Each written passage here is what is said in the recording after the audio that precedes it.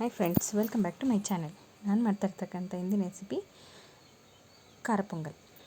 ಯಾರು ನನ್ನ ಚಾನಲ್ನ ಫಸ್ಟ್ ಟೈಮ್ ಮಾಡ್ತಾಯಿದ್ದೀರೋ ಪ್ಲೀಸ್ ಎಲ್ಲರೂ ಸಬ್ಸ್ಕ್ರೈಬ್ ಆಗಿ, ಫ್ಯಾಮಿಲಿ ಫ್ರೆಂಡ್ಸ್ ಜೊತೆ ಶೇರ್ ಮಾಡಿ.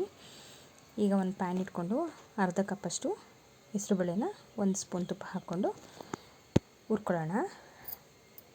ಅದು ಸ್ವಲ್ಪ ಕೆಂಪು ಆಗೋವರೆಗೂ ಹುರಿಬೇಕು.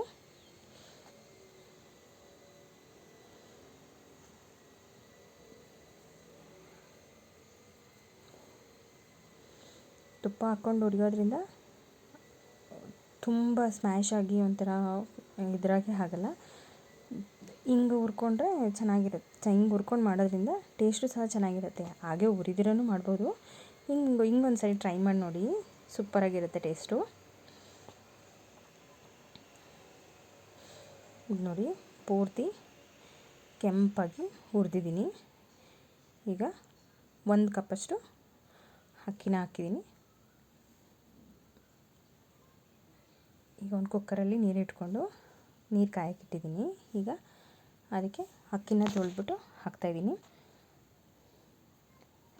ಈ ತೊಳೆದ ಅಕ್ಕಿಯ ಜೊತೆಗೆ ಹುರಿದಿರ್ತಕ್ಕಂಥ ಹೆಸರುಬೇಳೆನೂ ಹಾಕ್ಕೊಳ್ಳೋಣ.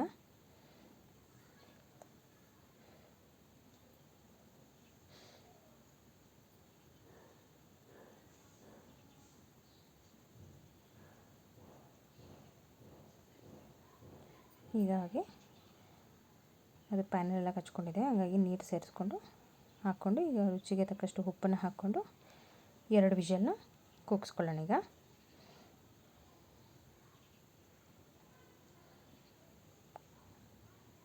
2 ವಿಷಲ್ ಬರಲಿ ಅಷ್ಟರಲ್ಲಿ ಈಗ ಖಾರಕ್ಕೆ ಒಂದು ಮಿಕ್ಸಿ ಜಾರ್ನ ತೊಗೊಂಡು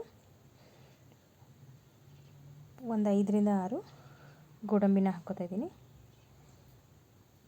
ಹಾಗೆ ಸ್ವಲ್ಪ ಪುದೀನ ಸೊಪ್ಪು, ಒಂದು 6-7 ಎಸಲಷ್ಟು ಸಿಪ್ಪೆನ ತೆಗೆದಿರ್ತಕ್ಕಂಥ ಬೆಳ್ಳುಳ್ಳಿನ ಸೇರಿಸ್ತಾ ಇದ್ದೀನಿ. 1 ಇಂಚಷ್ಟು ಶುಂಠಿ, ಸ್ವಲ್ಪ ಕಾಯಿ. ಈಗ ಖಾರಕ್ಕೆ ಅನುಗುಣವಾಗಿ ಹಸಿಮೆಣ್ಸಿನ್ಕಾಯಿನ ಹಾಕ್ಕೊಳ್ಳೋದು. ನಾನಿಲ್ಲೊಂದು 5 ಮೆಣಸಿನ್ಕಾಯಿನ ಹಾಕಿದ್ದೀನಿ. ಖಾರ ಬೇಕು ಅನ್ನೋರು ಇನ್ನೂ 1-2 ಹಾಕ್ಕೋಬೋದು. ಮೀಡಿಯಮ್ ಖಾರ ಇರುತ್ತೆ. ನಾನು ಮೆಣಸು ಹಾಕೋದ್ರಿಂದ ಸ್ವಲ್ಪ ಖಾರನ ಕಮ್ಮಿ ಮಾಡಿದ್ದೀನಿ. ಅರ್ಧ ಸ್ಪೂನಷ್ಟು ಮೆಣಸು, ಅರ್ಧ ಸ್ಪೂನಷ್ಟು ಜೀರಿಗೆನ ರುಬ್ಬಕ್ಕೆ ಸಹ ಹಾಕ್ಕೋತೀನಿ ನಾನು. ಈಗ ಸ್ವಲ್ಪ ನೀರನ್ನ ಸೇರಿಸ್ಕೊಂಡು ಸ್ವಲ್ಪ ತೊಳೆದಿರ್ತಕ್ಕಂಥ ಕೊತ್ತಂಬರಿ ಸೊಪ್ಪನ್ನು ಹಾಕ್ಕೊಂಡು ನುಣ್ಣಗೆ ರುಬ್ಕೊಳ್ಳೋಣ. ಈಗ ಅದು ರುಬ್ಕೊಳ್ಳೋಣ. ಈಗ ಹಾಗೆ ಒಂದು ಪ್ಯಾನ್ನ ಇಟ್ಟಿದ್ದೀನಿ. ಈಗ ಪ್ಯಾನ್ ಕಾಯಲಿ. ಪ್ಯಾನ್ ಕಾಯ್ದಮೇಲೆ ಒಂದು ಅರ್ಧ ಸ್ಪೂನಷ್ಟು ಸಾಸಿವೆನ ಹಾಕ್ಕೊಂಡು ಸಾಸಿವೆ ಚೆನ್ನಾಗಿ ಸಿಡಿಬೇಕು.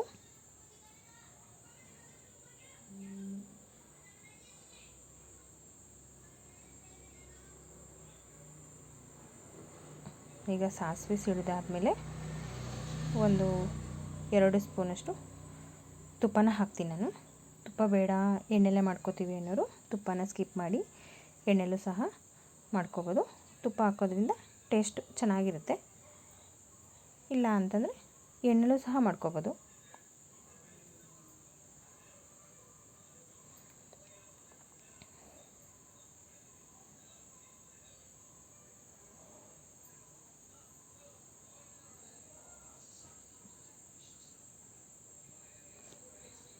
ಈಗ ತುಪ್ಪ ಚೆನ್ನಾಗಿ ಕಾಯಲಿ.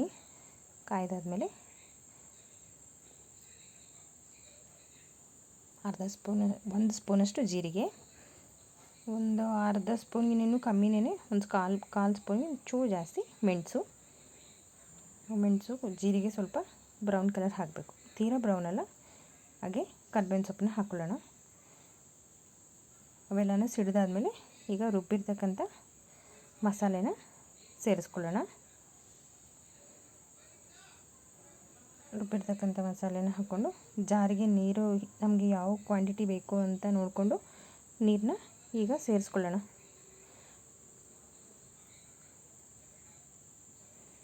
ಈಗ ಮಸಾಲೆ ಕುದೀತಾ ಇದೆ. ಈಗ ಅಕ್ಕಿ ಮತ್ತು ಬೇಳೆ 2 ಕೂಗ್ಸಿದ್ದೀವಲ್ಲ ನೋಡಿ, ಮಸಾಲೆ ಆ ರೀತಿಯಾಗಿದೆ. ಇದರಲ್ಲಿ ನೀರು ಜಾಸ್ತಿ ಇರೋಲ್ಲ. ಬೇಕು ಅಂದರೆ ಆಮೇಲೆ ಇದು ಅನ್ನ ಮತ್ತು ಬೇಳೆನ ಹಾಕ್ಕೊಂಡಾದಮೇಲೆ ನಾವು ನೀರು ಎಷ್ಟು ಬೇಕು ಅಂತ ಆಮೇಲೆ ಸೇರಿಸ್ಕೊಳ್ಳೋಣ. ಈ ಮಸಾಲೆ ಚೆನ್ನಾಗಿ ಕುದ್ದಿದೆ. ಈಗ ನಾನದು ಕುಕ್ಕರಲ್ಲಿ ಬೇಯಿಸಿರ್ತಕ್ಕಂಥ ಅಕ್ಕಿ ಮತ್ತು ಬೇಳೆನ ಹಾಕ್ತಾಯಿದ್ದೀನಿ.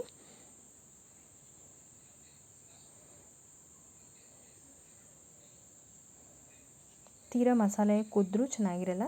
ಮೀಡಿಯಮಾಗಿ 1 ಕುದಿ ಇಲ್ಲ 2 ಕುದಿ ಬಂದರೆ ಸಾಕು. ಆವಾಗೇ ಬೇಯಿಸಿರ್ತಕ್ಕಂಥ ಅಕ್ಕಿ ಮತ್ತು ಬೇಳೆನ ಸೇರಿಸ್ಕೋಬೇಕು.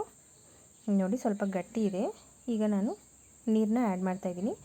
ನೀರು ಅಷ್ಟೇ, ನಾವು ಸ್ವಲ್ಪ ಬಿಸಿ ಇರಬೇಕಾದ್ರೆ ಸ್ವಲ್ಪ ತೆಳ್ಳಗಿರುತ್ತೆ, ಸ್ವಲ್ಪ ತಿಟ್ಟರೆ ಸ್ವಲ್ಪ ಮಂದನೇ ಆಗಿಬಿಡುತ್ತೆ. ಹಾಗಾಗಿ ಸ್ವಲ್ಪ ತೆಳುವಾಗೆ ಮಾಡ್ಕೊಳ್ಳೋಣ.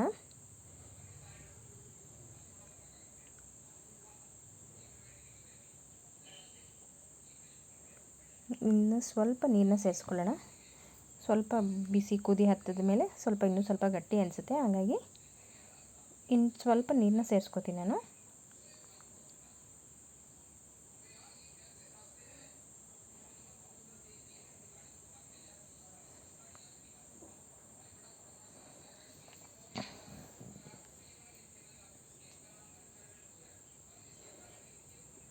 ಇದು ಅನ್ನ ಮಸಾಲೆ ಎಲ್ಲ ಹಾಕಿರೋದ್ರಿಂದ ಬೇಗ ತಳ ಕಚ್ಚಿಬಿಡುತ್ತೆ.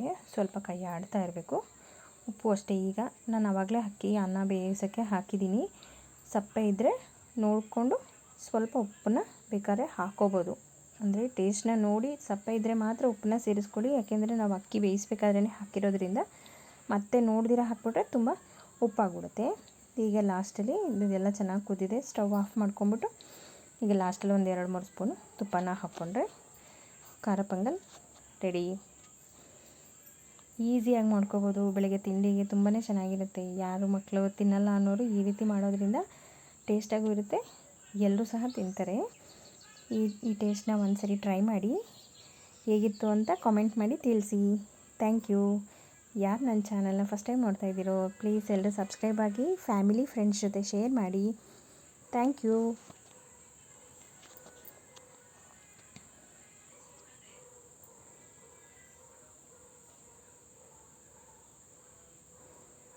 ಇದು ಮೊಸರು ಬಜ್ಜಿ ಜೊತೆ ಬೇಕಾದ್ರೆ ತಿನ್ಬೋದು. ಇಲ್ಲ ಅಂತಂದರೆ ಬೇಡ ಅನ್ನೋರು ಚಟ್ನಿ ಸಹ ಮಾಡಿಕೊಂಡು ಸಹ ತುಂಬ ಚೆನ್ನಾಗಿರುತ್ತೆ. ನಾನಿಲ್ಲಿ ಮೊಸರು ಬಜ್ಜಿ ಜೊತೆ ಬಡಿಸ್ಕೊತಾ ಇದ್ದೀನಿ.